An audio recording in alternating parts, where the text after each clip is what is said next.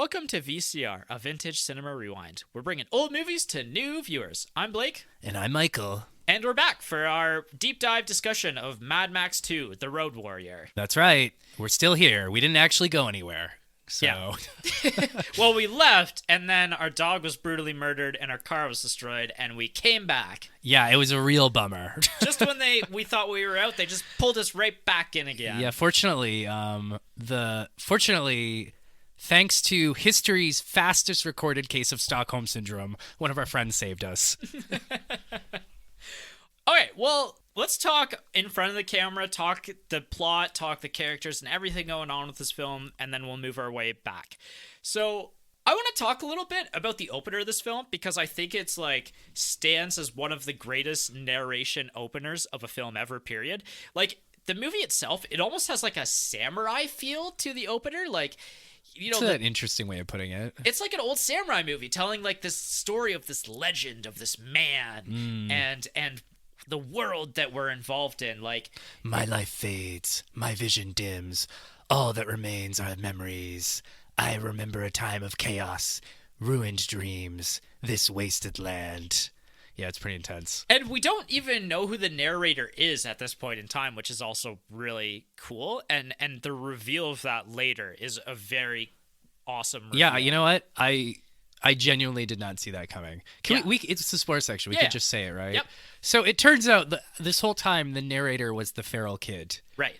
Genuinely surprising. Did not see that coming. And it's really, I don't know, there's a lot to think about in that sense, because there's a lot of story that means that adds to this film, because it means that the Northern Tribe did survive.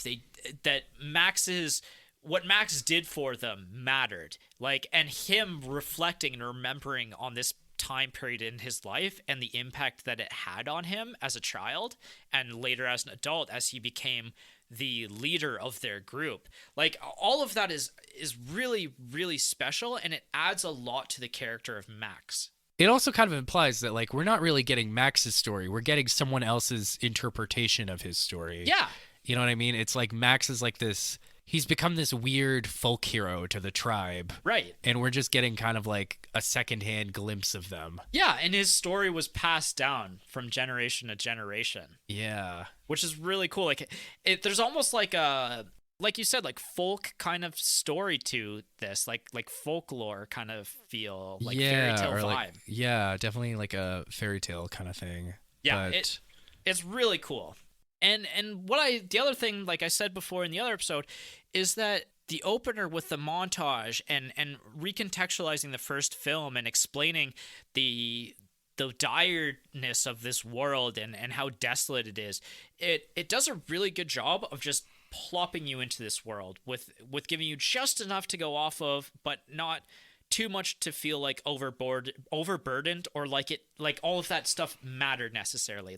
It's not like we're kind of experiencing the nuclear holocaust. It's not like that's the front and center. It's more about these people trying to survive. Yeah, and it opens just like Fury Road. It opens mid-chase scene. Yes, it just gets right into it. Yeah, and that's actually something that Jess, partway through this watch, actually said, and it was actually when we were in the gas town. She was like, "It's really cool how this film actually, or how Fury Road actually took so many ideas and thoughts from this film and just refined them and again, kind of recontextualize different ideas to fit into this world and continue to build on this world." Yeah, that's something I wanted to talk to you about that I mentioned earlier. Fury Road is almost kind of, I don't want to say a remake, but it's almost like a reimagining of this movie. Yeah.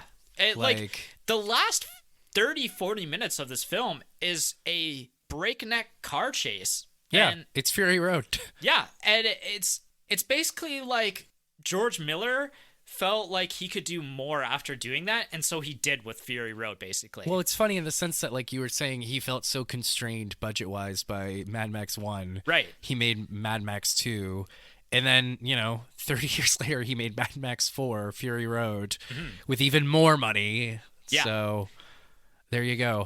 I'll just throw infinite money at George Miller. I'm pretty sure I saw Fury Road in theaters 3 times, so I kind of did. But... You mentioned that, yeah. So let's, as the human race, let's all see how much money we can give George Miller and see what he comes up with. Oh, I'd love to do that. Yeah. What's really cool about this film is that it also kind of, for this little village that we just kind of happen upon, that Max happens upon, the stakes feel incredibly high very quickly. Yes. Like, we already know right off the bat that Wes and his gang of marauders are very terrible people. And even Max has, this man who just wants to survive despises them in a sense, right? Or despises Wes. Like, there's definitely animosity between him and Wes. I felt like it was clever to open with a kind of one-on-one thing with Max and Wes, because it kind of makes it... Wes is almost kind of the real main villain of the movie, as opposed to Lord Humongous. Right. So... Because Wes is just, like, pure evil, whereas Lord Humongous represents an idea and, like, a leader. And again, like I said, like, when he's giving the speech of, like, if you leave this place, we'll let you leave with your life. Like, there's no reason for you to stay anymore. We're going to take this. Just walk away. Just walk away. And we never do find out if he was sincere in that offer or not. Right. But he's at least more coherent than Wes is. Yeah. Especially when his not boyfriend gets his head caved in by a boomerang. Yeah. Yeah, that's such a great scene. And then the toady as well, losing his fingers in the same scene. Yeah. And the toady being kind of okay with it. Like, he's laughing too. Yeah, like... Yeah. That's just, like, showing how degenerate this group of people has become. That body mutilation doesn't even matter anymore, as long as you're still alive. Yeah, I mean, I was thinking, like, when civilization collapses, I think that's going to be my role in the apocalypse. Yes. I'm going to be somebody's toady. Like, I'm going to be somebody's hype man. Like, nice. Yeah. Yeah, he does a good job of hyping Humongous. On the note of Humongous, like I said, he's one of my favorite villains of all time as well, just because of the imagery of this, like, massive man who's also, like, very soft-spoken and very intellectually spoken. We don't get many details at all about him, and there's, like, hints that, like you said, that he was supposed to be the guy who almost dies in a fiery crash from the first film. Yeah. If you've seen the first film, you know who I'm talking about. Max's partner on the police force. Goose? Yeah, Goose. Yeah. And so originally they were thinking that. They decided not to go with that, but it's really cool because they still added, like, elements of that. Like, Humongous is wearing the hockey mask, and we see at one point the camera pans behind him, and he's, like, all scarred and really grotesque. And that's why he's wearing the mask. Like, he's got, like, little wisps of hair coming off the back of his head kind of thing. Yeah, he's mysterious, and I like that we don't really get anything. No. We don't get any background on him. But we get, like, little, like, glimpses of background of him. Like, the pistol case that he carries around. I actually did some research into that pistol case because it's a really interesting piece of paraphernalia, and it's actually that skull and crossbones is actually the Death's head design from the Nazis. So it's actually, like, an old Nazi weapon, which is kind of interesting because the character of Humongous almost speaks with, like, a Swedish German accent, right? So it's not impossible to think of, like, him as maybe a military leader from this past world or something, and you kind of start to build, like, this world, a little mythos. Yeah. By the way, he's got that 44 revolver with the scope on it, just like in Fallout 3. Right. So that's something else Fallout took from these guys. yeah, exactly. And apparently he's so good with it, he can, like, shoot, like, an engine with it off. He can shoot a truck's engine with it. Right. So I do have one thing to say about the villains, specifically Wes and Lord Humongous. Yep.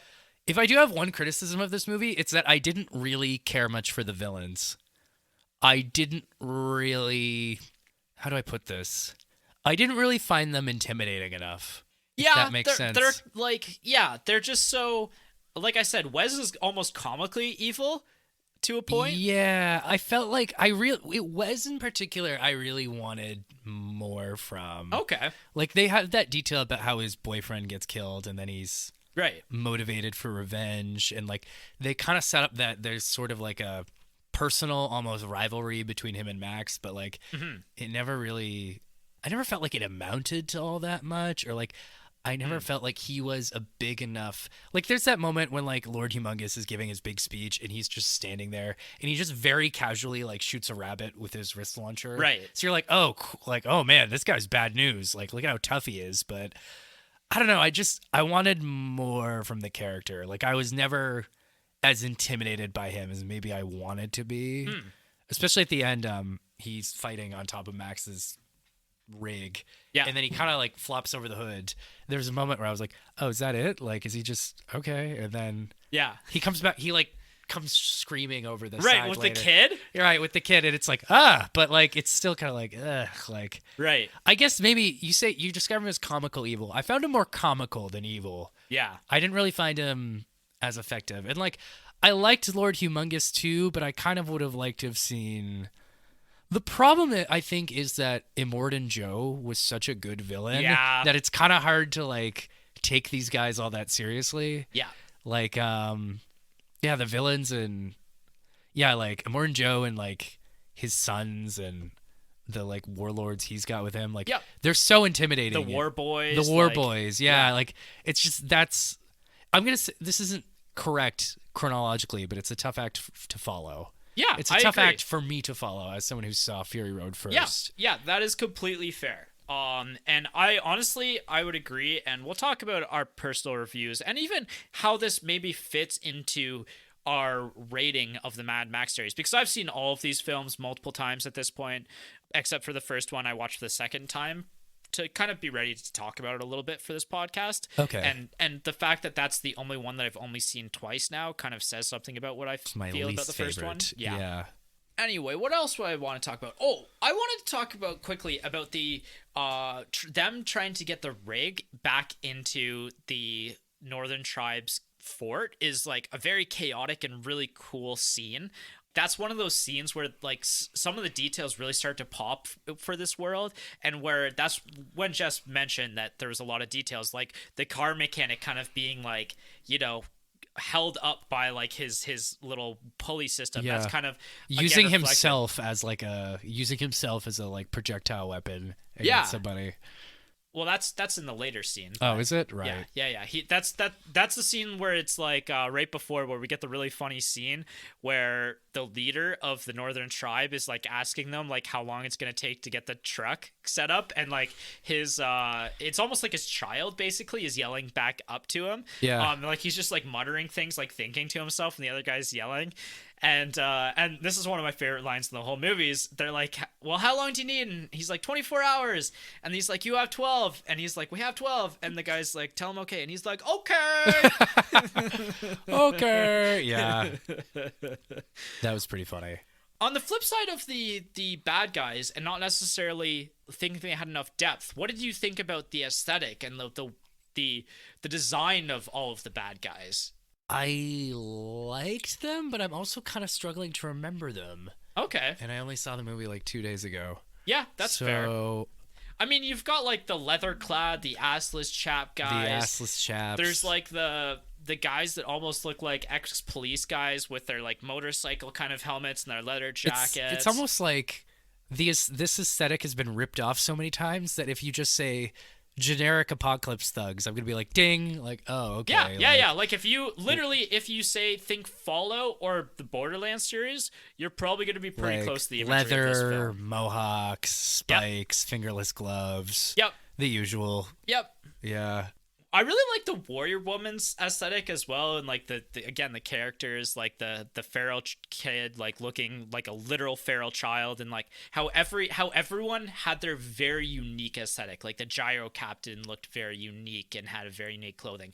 Mel Gibson as Max, like looking as this completely like desolate human being, just wrecked with like just barely surviving, like one sleeve ripped off. He actually did that to his costume himself. Like he actually basically tore it to shreds himself to play as rugged as possible the character that he envisioned. Nice. And that's something that cool that George Miller actually promoted on set of the film is like, just come up with your own like background stories. Like, think about your character and what led them to this place. And it feels like that at times. It feels like these characters are live characters, like especially in the Northern Tribe. It feels like these are actual people who are just trying to survive here. Yeah, I really like that kind of that sense of history, right? Yeah. And like we don't necessarily need that history. It's not that kind of movie. No. But just the thought that it's kind of there, right? Yeah. Yeah, exactly. Like somebody thought about it before the scene started. Or like there's that big scene where like the Northern Tribe leader and Max have that big kind of like confrontation, and the Northern Tribe leader basically says like, oh, like what happened to you out there? Like, did you lose somebody? He basically says like, big deal. We've all lost somebody, right? Like we're all trapped in this ruined world. It's kind of like, yeah, that's right. Like, yeah. And Max is just like more damaged. Like he just refused to move on. And that's something that is really interesting throughout the Mad Max series, is that the character of Max as time goes on becomes less and less of a human being, essentially. Like Fury Road, like he basically doesn't speak for the first half of the film and just kind of grunts for most of it. Yeah, the first half of that movie in particular, he's like a wild animal. Yeah, exactly. Yeah. Even in this movie, I liked the little detail of him eating dog food. Yeah. Like he doesn't talk, he's just eating dog food. It's whatever. Like, right. Yeah. And I really like this film as well because he's given the opportunity to stand and fight the first time, right? Like they're like, oh, we need you. You've got to drive the rig for us. And he decides to leave with the gas and just do his own thing because he's not ready to rejoin any sort of society, to regain any humanity. And that choice actually costs him everything. Yeah. Which is really interesting. And at that point in time, he decides to get the rig and come back and drive the rig for everyone. You know what? I do have another big complaint, and it's at the end of the second act, they want Max to drive this oil rig out of the, away from Lord Humongous in this oil rig, and he refuses. And it's kind of like Han Solo, like refusing to join the Death Star run, right? Because like as you're kind of like, okay, he doesn't want to do it, but like he's gonna change his mind, right? Right. But he doesn't really change his mind. He just drives away. But then he gets attacked by Lord Humongous, and his car blows up, and his dog gets shot, and the gyrocopter guy ends up rescuing him. Right. And then he gets brought back to the oil rig, and then he decides he's going to drive it. Yeah. I just have a hard time understanding, like, how did you go from, I'm not doing this to, okay, I'll do it? So... Vengeance? Even vengeance for what? Like the car? His or dog? The dog? Maybe. Both? I felt like his... The car is really one of his last connections to the old world.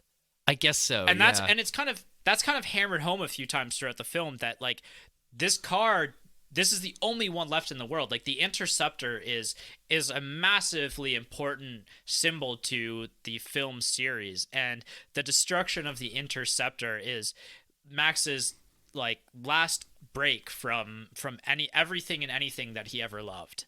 It was a little unclear to me what his motivations were. Yeah, that's fair. I was just like, oh, okay. And like, I don't mind the detail of him like just deciding not to and then having to be rescued.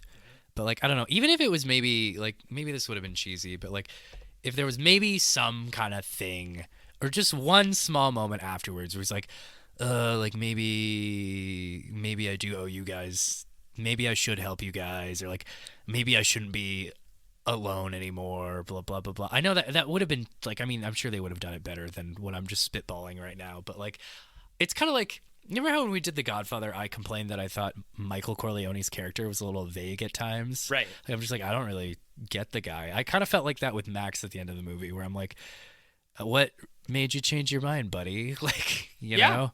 And I get it. Like, maybe it was gratitude. Maybe it was vengeance. Just, even if it had just been one or two lines, I would have been like, okay, like, that's all I wanted. Like, yeah, I believe you now. So, well, like, in Fury Road, it's very believable. Like, he goes his separate ways with Furiosa. He has another PTSD episode. And then he catches up with them. He comes up with the plan of, like, let's go back. And, right. like, you believe at this point that he does kind of care despite himself. Right. Whereas in this movie, I'm just kind of like, yeah, there's not as much time focused on like why would Max care, and this film does, at a point to its detriment, make Max an uncaring, unhuman person at this point. and I guess that's the point, is that Yeah. he's kind of, he's the classic gunslinger, grizzled anti-hero who's like, hey, I'm just here for the gas. Like, come on. Right. But like, I don't know. I think it would have also just been easy for like something for him to decide to just do it on his own. I don't know. I just felt like his motivation was a little vague at the end. Because like I said, in Fury Road, I never questioned his motivations. Right. Like when he decides to help him, like, yeah, of course. Yep. But I guess it's maybe just, and this isn't really a detriment, but like there isn't really much character work in this movie. No, like and, all the and that's like not really the point of the film either, right? Like this is a film about a feeling that it's trying to pull from you, about like a world at the bitter end. Yeah. Whereas I think maybe with Fury Road there was maybe a little more character work where I was just kind of like, oh, okay, like I get it, like I get like Nux and the redhead lady, their little relationship, or like, Furiosa and Max, like you kind of like, okay, like, there's not a lot, but there's just enough that I get it, right? Right. With this movie, I'm just like, like, I wouldn't say I care too much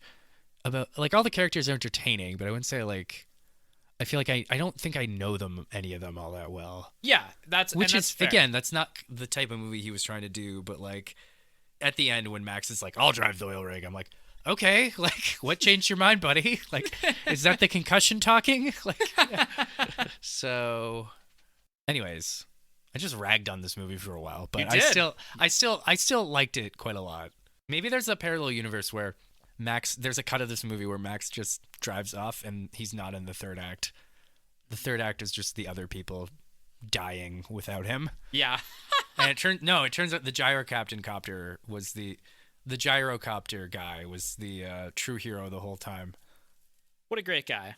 I really liked what they did with him, how like he's set up as like kind of this foil, or like kind of like a partner to Max, but then like he kind of gets like forgotten about for part of the movie. Yeah. And then he comes back, but like I laughed out loud that part where he's lugging that oil over his back, and then he comes across the gyrocopter who he basically just forgot about. Yeah. And then the next scene is the gyrocopter carrying the oil for him. Yeah.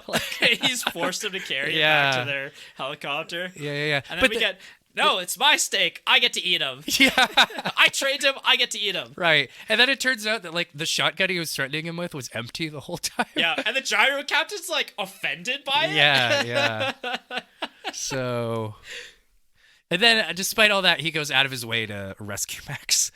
So, like, and he still has some humanity left in him. I think he also saw the value of Max into this community. Like, and that's really cool that before the scene, Jess said at some point, like, it's really cool the found family element to this film. Like, this community does feel like a family. Like, there's several moments where, like people grieve for a death or grieve for somebody or like, share a moment together. And there's these little moments throughout this film that really solidify this community together. Yeah. What I was going to say is that it all culminates in like the gyrocopter's girl telling him like he basically tries to sneak off with her in the night, and she's like has second thoughts and says like I can't leave these people. These are my family. Like I'm going to live or die with them.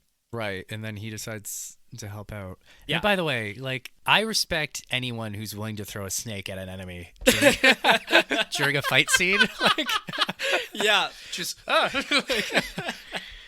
yeah. One of the most underrated characters of cinema is the gyrocopter. Yeah, and I guess the same actor plays a completely different character in the next movie. Really, I didn't see that. That's what I read. Cool. Just owing to like the anthology nature of it, but yeah, that comes back around as well because the toe cutter from Mad Max 1 is Immortan Joe. Oh, is he? Yep. I did not know that. Yep. Oh, you know what? I thought it was Lord Humongous who was Immortan Joe. I knew No. one of the villains came back to play Yeah. Immortan Joe. That's tight. Yeah, it's cool. I like that. I like that George Miller has like his people. It's like roster of people. Yeah. I need you to play 30 years later. I'm going to need you to play another villain. Well, and the other thing too is like these are Australian films. Like these are not Hollywood films. They're backed by Australia. Like these are some of the most important of that country's filmography, and there's a lot of passion behind that. There's a lot of like, what's the word I'm looking for? Like national pride? Yeah, there's almost? pride behind this film and the Yeah. characters and the actors who take part in these films. That's awesome. Yeah. I want to talk to some of the other like little world building things that kind of are thrown throughout the film. Like there's like a little moment where Max has camouflaged his car. I thought that was really neat. Oh, yeah. People being tied alive to the front of cars to be used as like human shields or like, just basically meat shields if you crash or something like that. Like that's a something that this film originated and is very like used frequently, I would say now. Like it's imagery that sticks with you when there's two people strapped to the front of the car like screaming. Like Yeah. there are things that you see in this movie that are gonna like bounce around your head for the next week or two. Yeah, they're not going anywhere. Yeah, I've seen this movie, I don't know, I've probably seen this movie 12 times already, and the last 40 minutes always get me. Like I'm always edge of my seat, like silent, like unblinking to see how the movie's gonna end, even though I know how the movie's gonna end. I was thinking this, and I'm just your dog running into the room just reminding me of this. I thought it was clever from a storytelling perspective to give Max a dog.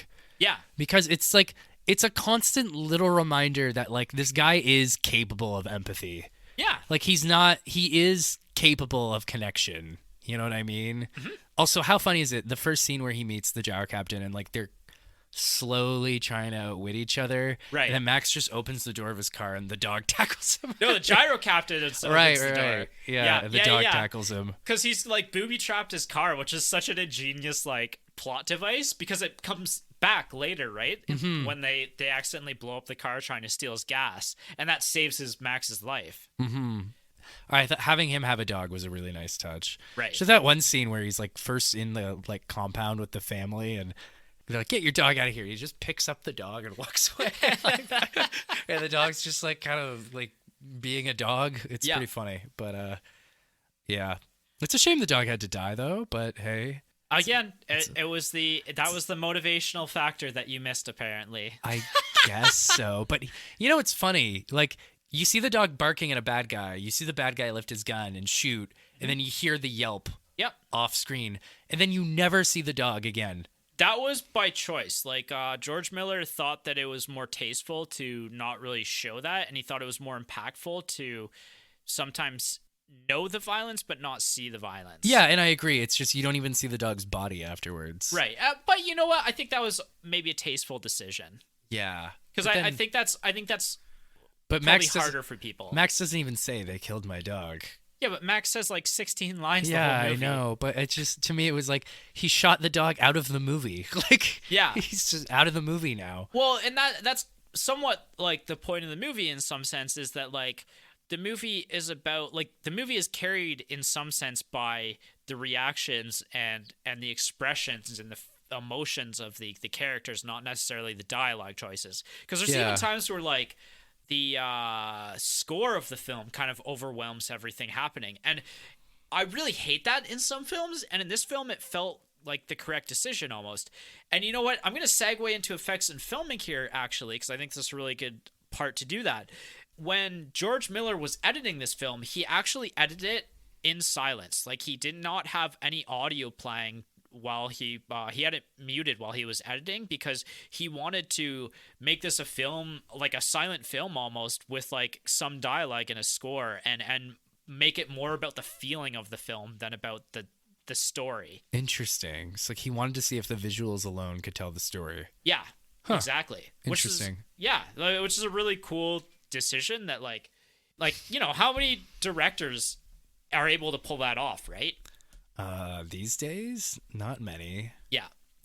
The story of Mad Max 2 itself is actually based on a few different things. Like the Joseph Campbell's The Hero with a Thousand Faces novel is one of the bases, as well as the work of Carl Jung. Jung? Yeah. Jungian? Yeah, Jungian. Yeah, so there's some psychiatry ideas, like probably some id stuff or something. I'm not read up on. I'm not super familiar with Carl Jung either. Yeah, as well as the films of Akira Kurosawa. I see it. Yeah, all of the samurai kind of The samurai stories. and Western influences really go hand in hand. With Yeah, each we're gonna other. have to watch another samurai movie again this year with you this time. Definitely. Because Jason and I really, really liked when we watched Harakiri. Yeah, I'd be down. Yeah, we'll do a Kurosawa because we did Kobayashi last time. That's right. I wasn't involved at that point Yeah. with the podcast. There's also another film that this story is heavily influenced by, and it's a 1953 film called Shane. And so I believe it's a Western. The plot of that film is that a lone stranger saves a town. Basically, he's just like one of those lone rangers who just wanders into town, has no connection to anybody, and just saves them. And actually, the feral kid is kind of the nod there because there's a character similar. There's a feral child in that movie? I don't know if feral is the right term, but like somebody who's of similar importance to the film. Sure, okay. There is a child in the movie. Let's put it that way. Yeah. In terms of like the opening scene of this film, so the opening scene after we get the narration and kind of the details of where this world is and where we're being dropped at is of Max and Wes in the car chase at that point. What was originally shot was Max driving past a farm and Wes and the rest of the marauders were ransacking and raping people, and there was dead people hanging from trees. Wes sees this car driving by and goes, "Gas, let's go get it," and that's how the film starts. And instead they decided to cut all of that and just plunk us right in the middle of the action. And I think that was the right way to do it. That's really smart. Yeah.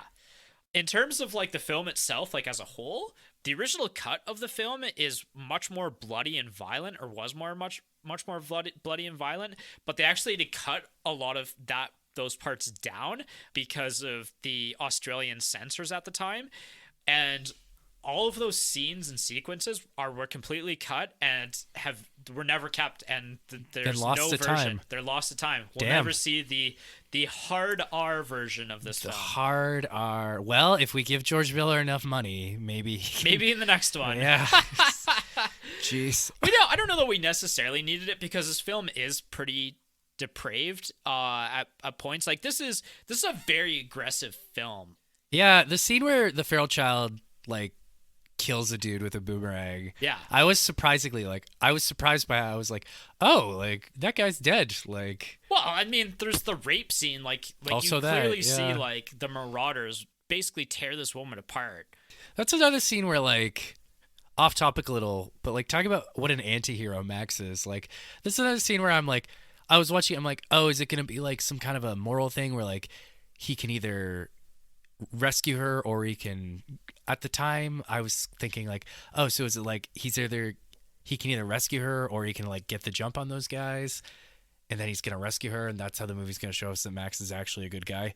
No, he does nothing. Like he just watches. No, like he's an animal. Like he's an opportunist. Like he goes down there afterwards and to look for if anybody's alive, and the guy's alive there, so he brings him back so that he can trade him for fuel.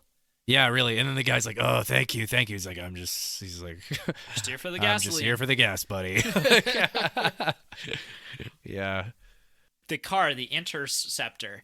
After the original film, they actually destroyed all the cars from the original film. However, somebody managed to stop the Interceptor from being destroyed, and they actually used the original from the first film for this one, which is really cool. Way. Did they actually blow it up at the end of the movie? No, but the original Interceptor does not exist anymore. Something did happen to it. Sad. Yeah. In terms of the stunts, we already gave a nod in the first episode to the just incredible performances by all of the stuntmen and women in this film. There were some actually like legitimately serious stunts that happened, or serious accidents. Like, for example, and if you've seen this film, like you'll know exactly what I mean, where at one point one of the motorcycle drivers like hits a car and goes flying over the car. He actually broke both his legs in that because he was actually supposed to hit the car and drive over it, and instead, because of the destruction, all the chaos, he actually just hit the car and literally like flew over it, and if you watch that scene and pay very close attention, one of his legs is already broken at that point and it's jutting out. Gross. Like, yeah. Can you imagine like breaking your legs, but like having it on film forever? Yeah, like so now you can rewatch it. They just decided to like keep it because it was such a wild stunt, right? Like at that point, like why not? Hey, your legs are already He broken. lived. He lived. Yeah. Don't be such a baby. And the tank roller stunt to conclude the film, that was actually so dangerous that the driver wasn't allowed to eat any food 12 hours before, just because they thought they were going to have to send him to the emergency room for surgery right after. Wow, can you imagine? Like, hey man, we're pretty sure you're gonna get grievously hurt. So it was wild. And he still showed up for work the next day. Yeah. Did he get hurt or did he do okay? They didn't say much about that. I don't think he would have gotten. He got very injured in that because I think they would have said more about it, but they just they were very prepared for him to be seriously injured by it. Wow. I think I read somewhere that like in making Fury Road, George Miller was like, him and the stunt guy were like extremely dedicated to making sure no one got hurt. Yeah. And it's probably because of experiences making movies like this. Oh, easily, for sure. Which, again, it's another reason why Fury Road is such a miracle, because I don't think anybody got hurt making that movie. Yeah, I haven't read as much into the details of Fury Road as you would expect for someone who thinks it's one of the greatest movies ever made. For someone who loves it as much as you do. Yeah. Witness me. But, they're actually one of the other cars that the leader of the Northern Tribe drives was actually used in the third movie, though. Okay. So there's some carryover in some of the vehicles there. They got to keep. They ended up destroying a lot of them after the film, but there was a couple that got kept around. That's pretty cool. What other behind the scenes kind of thing that happened, and this is kind of almost a nod to James Cameron, but George Miller created the character of the gyro captain so that the studio would pay for a helicopter so that he could shoot aerial scenes in the film. So it's very in James Cameron vibes of I got to take original shots of the Titanic so that he could go down and see the Titanic in person. Sometimes you got to convince your boss to give you money. Yeah, exactly. That's pretty fucking funny. Yeah, so they basically he literally was convinced them by the creation of the Gyro Captain. And honestly, like I said, Gyro Captain, one of the most underrated characters of film ever. People don't talk about him enough. He's almost, I said this before, I don't remember if it was earlier in this episode, the last episode, he almost has more character development than Max does. Yeah. He's almost kind of the hero of the story. Well, not really, but he's up there. The scene where Max leaves the compound with his car to leave the first time, did you notice that the shot looked a little funny when the cars start chasing after him? No. So it's something that I noticed on this watch, and it was actually because George Miller dropped it down to 12 frames per second so that the cars would move faster. Oh, okay, yeah. I did notice. There was that one shot where I was like, I'm pretty sure this is sped up. Yeah. I don't think they're actually moving that fast. Yeah, it didn't quite work. And it's because they couldn't actually drive the cars that fast in the desert. Okay.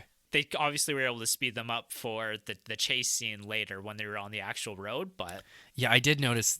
I'm the editor hit the fast forward button. Yeah, that's one of my only minor complaints. Is for me it stuck out on this watch, and I think I noticed it previously, but yeah, I was I probably would have been fine if they were driving a little slow out, to get going. Kind of thing, right? I don't know that. Well, I guess maybe pacing wise, yeah. It is from a storytelling perspective. It is interesting. Max is I'm just gonna leave with my gas, and it's well, we're surrounded by marauders. Where are you gonna go? Yeah. Where are you gonna go, buddy?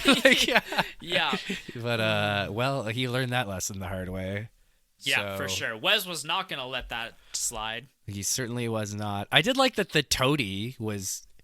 Apparently, I thought the toady was just Lord Humongous's hype man. Right. No, he's actually part of the band. Oh yeah. Yeah. I was kind of surprised by that. That's pretty funny. The Ayatollah of rock and rolla. Yeah. I love the characters. I love the names. I love this movie. I really do love this movie. Let's talk score quickly. So Brian May scored this. This is what he's most known for, actually, is scoring the first two Mad Max film. It's a really big orchestral score. It's definitely inspired by previous Western films in the type of score that it is and its sound. It's really good at kind of carrying you through the action of the film. I really enjoy this one. It's not necessarily something that, plays in the back of my head like something like The Godfather does. But Yeah, I mean, this isn't really saying much because you know that I'm basically deaf when it comes to music, but like, Yeah. I can't remember the score to save my life. yeah, it is a good score though overall for the film. I do enjoy it. So a look back at the times, just kind of filling you in on like a little detail that I thought was interesting is these films come a few years after the 1973 oil crisis, which people thought were going to be the end times then. And what's really interesting is this film series also does kind of parallel our world in a way in that like oil does kind of and gas really makes the world go round. And Kinda. when there's shortages, like when Russia invaded Ukraine, there was genuine concern over like there being enough gas in Europe and stuff like that. And it just like it's a film like this that kind of just reminds you of like how precarious things are.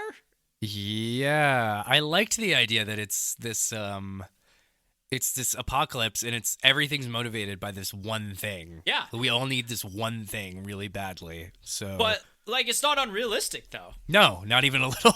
Actually, shit, give us like 2 or 3 or 5 years and this might be our lives. Mm-hmm. So The legacy of this film. So we've already talked about games like Fallout and Borderlands, how they're heavily inspired by this.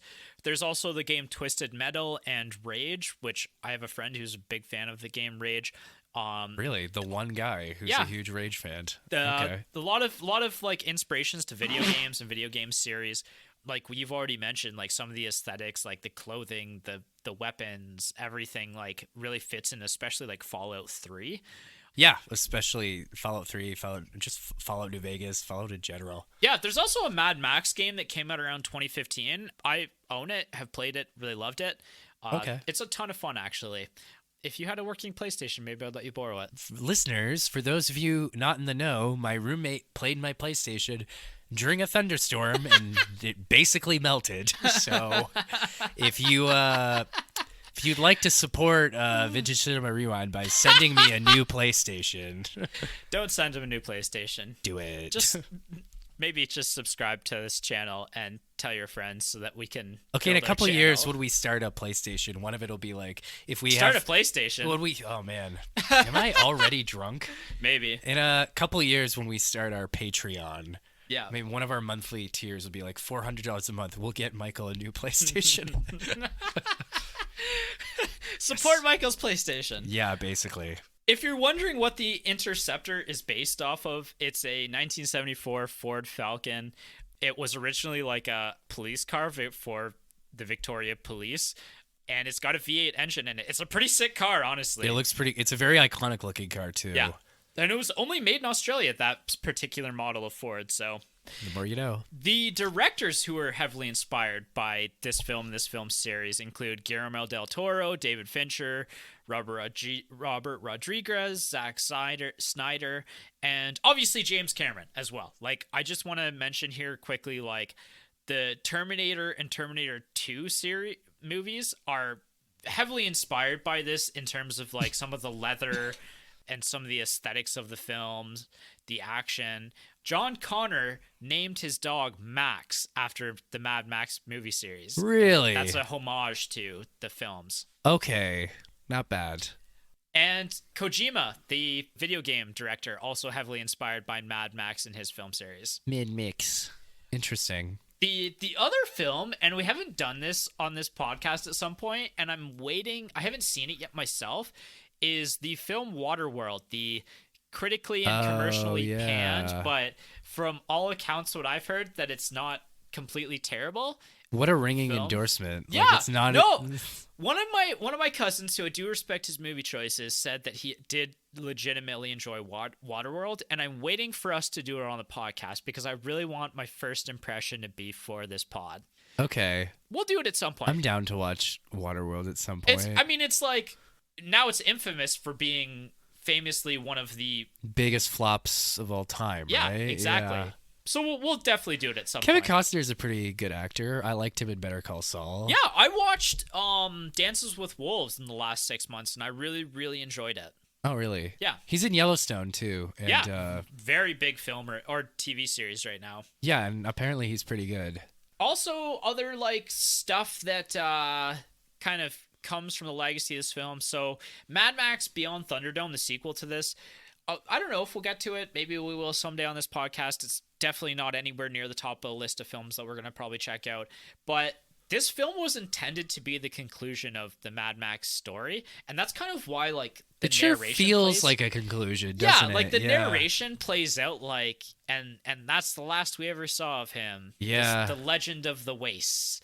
But George Miller wanted to do like a post-apocalyptic Lord of the Flies film, and then was like, hey, I've already gotten in for this. Let's just make him another Mad Max movie. Woo! And then Fury Road. There's a big online speculation about who Tom Hardy's character is really in the film series. I think I've heard this theory. Yeah, the theory goes that the feral kid actually grows up to become Max in the Fury Road series, but George Miller has confirmed that Max is the same Max of the original series. So that one has been shot down. It's a really cool theory. I do enjoy it. I think that's kind of a dumb theory. I don't mind it, but it doesn't quite fit. After watching Mad Max 2 over again, it doesn't fit the story of the feral kid and him going off and you know, living out the rest of his life. So, because he specifically says, "Then I became the leader of the tribe," and it's like, okay, but yeah, I don't know. It's one of those things where people probably just misremembered the second one, right? I also just feel like, and I might have said something similar to this earlier, like, it doesn't really matter who Max is. Yeah, like the it's like the Batman. He's like the Batman. Or it just doesn't like matter who he is. Maybe in the sense that like the continuity between these movies, I don't think it really matters. Yes, it's Max. Like, just deal with it. Yeah, it's Max. Enjoy like, it. Yeah, have fun. Just have a good time. Yeah. Personal reviews on the partner factor. So this is one of my all-time favorite movies. Period. I've probably seen it a dozen times. So Jess has watched this with me multiple times as well, and this time she actually chose to kind of just play around on her iPad while we watched it. Classic Jess. Instead of watching this one fully. But I will say that about halfway through the film, she kind of stopped doing that and started just fully watching the movie, and like completely was invested in the last 40-minute car chase anyway, because it's one of the greatest car chase scenes of all time in movies. Although I have watched some really good car chase films lately. Have you? Yeah. There's one that's a movie that I've talked to you off camera, and it might end up in my top 5 of the year, so I'll save that for later. Okay. But anyway, it's a really, really great film. It's a classic film of the action genre and the 80s. It's so important to movie history and to pop culture in general that it's absolutely worth your time, in my opinion. And let's hear your review. Okay. So no partner factor. I watched it alone. Yep. Yeah, I liked it quite a lot, despite how much I ragged on it earlier. Like, actually, I was thinking, like, I don't know if I like which one I like more, this one or Fury Road. I feel like Fury Road is probably technically the better movie. Yep. Objectively, I might like this one a little bit more. This one has a lot of character. A lot of charm. Yeah. Yeah, which isn't to say that Fury Road doesn't. It's just this one has a very kind of like fairy tale classic Western. Like, and you're a big Western guy. I am a big Western guy. And this is basically a Western on wheels. So right. And that, I was actually going to ask you that, like, where this would rank in with your Mad Max, like, filmography. I'm going to be honest. Mad Max Fury Road is, at any given time, 1 through 3 in my top favorite movies of all time. Like, it legitimately is, in my opinion, one of the greatest masterpieces in film ever made. Just for the pure, like, fact that it was ever even made. Like, I'll just read like a random fact. Like, I was reading this last week that the guitar guy in Mad Max, his guitar weighed over 300 pounds because it had the whole pyrotechnics oh my god, that's awesome. Yeah. So like he could like press buttons to like shoot flames out and stuff. Even just the image of like, you know, a guitar guy shooting flames out of his guitar, like while on the road, like he's on this like massive audio rig kind of thing. Like how can you not love that? You know? Exactly. And so a film that like I went and saw 3 times in theaters.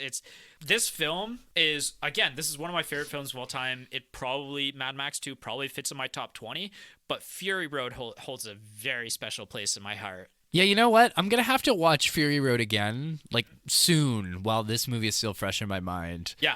To give a definitive answer one way or the other. Yeah, that's completely fair. And, like, I think it also speaks to how much you like this film as well, that your Mad Max Fury Road was in your top 5 list last year. That's right. And you're saying that you might like Mad Max 2 better than Fury Road. Yeah. Well, and again, it's kind of like what your fiance was saying. Like, it's Fury Road is almost kind of it's kind of funny how George Miller just keeps like he's got this idea for this perfect Mad Max movie in his head, and he just keeps like just keeps wheeling out these prototypes. Like, I think I got closer this time. So yeah. Yeah. It's like the reverse George Lucas. Yeah, he just keeps getting better, not worse. So again, send me a PlayStation if you have one, and then let's all give George Miller all our money and let's see what he does with it. Yeah, true. Although he's got to be quite up there. Oh, at this he's point. in his 70s. Yeah, I think he's probably just going to retire. Well, he's got Furiosa coming out next year. So exciting. Right. Look forward to Furiosa. Okay. I'm pumped about it. Do you realize that 2015 was like 8 years ago now? Yeah, it's too long. I don't want to be reminded about that. Well, I just reminded you. I wish you didn't, Michael. We were both still at university. Yeah. Much younger. And you were still dating Jess. Yeah. Yep. Yep, there you go. Nice. Upcoming. We're coming up on May, surprisingly. It's coming on us quick. We're going to do a Director's Month for May, and I think we're doing Scorsese. We've kind of been in a discussion, maybe more Jason and I than you and I about this, but Martin Scorsese has a very hyped movie coming out later this year called Killers of the Flower Moon, starring Leonardo DiCaprio, and it's based on a true story and a novel that it's supposed to be like 4 hours long too, right? Yeah, like it's legit like a 4-hour epic.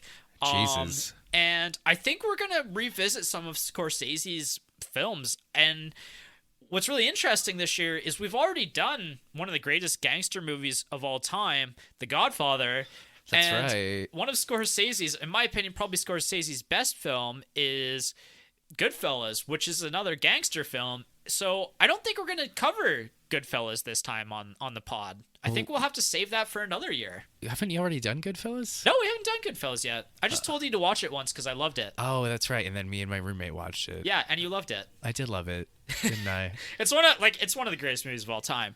But yeah, like Scorsese has a really deep and rich filmography, and I've probably only seen half of it, and mostly the latter half as well. So it's kind of crazy to think how long that guy's been prolific for. He's been making films for like 50 years. Yeah. So we've got a lot to draw on, because he puts out a movie once every like 2-3 years now, and I think he was making like a movie a year almost at one point. Yeah, he's the elder statesman of movies. Yeah, we have a lot of films to pick from.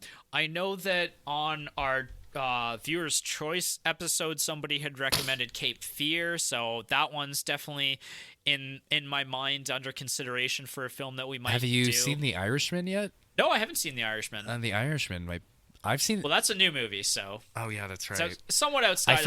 I forgot what we do here on our podcast. I'm not against doing new films every once in a while, but they have to be like, there has to be a good reason. There has to be a good reason, and maybe this is close enough, but I almost would want to do like, I don't know, The Wolf of Wall Street is such a good movie. I forgot he did that one too. Yeah. Scorsese, man, he's like one of the greats. Yeah, I guess so. Yeah. Jesus. So yeah, if you have any recommendations for either of our Scorsese movies, we've got 2 to pick from in May. Let us know in the comments. Yeah. The sound off. Yeah.